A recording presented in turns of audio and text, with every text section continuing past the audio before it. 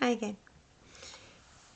So another thing I've been thinking about is when non-autistics are helping autistics, and something I've sort of noticed quite a bit, particularly some autistics that are relying on services to support them. It is a really difficult situation I've been finding, and I know it's not the same everywhere, but I do talk to quite a lot of people who are having an issue with this. And one of the things I started to kind of realise, I might have said it before in a video, is that and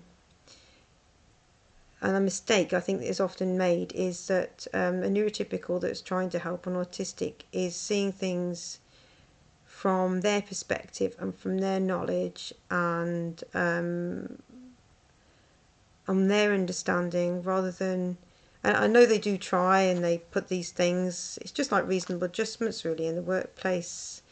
I find those kind of difficult because they don't really, sometimes it's what they've decided are going to be the adjustments and that's enough or something. And it's the same I think I find with people, some that are supporting autistics, is that they're looking at it and making judgments and decisions without properly talking to the autistic that they're helping.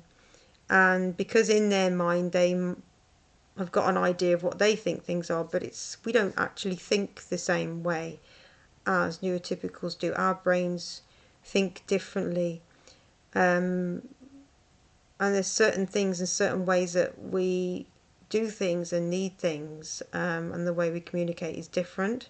So someone who can be quite well-meaning will come in and suddenly decide, well, this needs to be done, you need to sort that out, but that's not the way it works for an autistic. We would have meltdowns and overloads, and there's certain steps and ways of doing that. And even though they think they're probably doing what they probably think is encouraging, it's not really. Sometimes it's more of a more pressure and more stress. So is something I've realised that is so often that I have people I chat to who are quite upset because they've not actually been listened to or understood. And rather than coming along and going, well, this is what you need to do, because they're used to working with maybe mental health for many, many, many years and everything, and I've been like this. I mean, each autistic is an individual, and they might not have the same feelings or the same viewpoints, and that method might not work with them. And I know that some people will work and try and find new methods, but I've come across a few who will be more domineering on an autistic rather than help them, listen to them, and let them kind of lead. Because I think because we think differently, I think it's also unfair on a neurotypical to think for themselves that they will be able to think like we do. And I think that's where a problem can be with communication, is that what they might perceive as being unruly or rude or bad behaviour, it's not the same for us.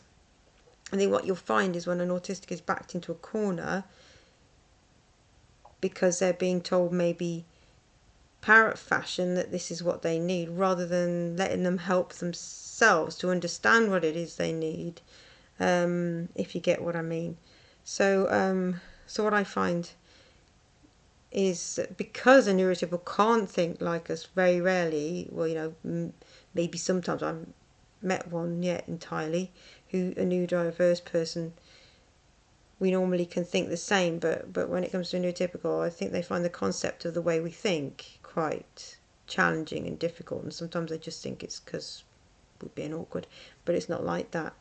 So it's a different viewpoint. So the best way to assist an autistic is to find out, rather than say, right, I think you need to do this, say, what about this? Would this kind of work? Or what do you think? Find out what it is they need and what they think would work. Because the idea is to empower autistics and make them feel like they can achieve these things and make their decisions, but also acknowledging how they feel is important and it matters. Yeah, I just thought I'd do that one.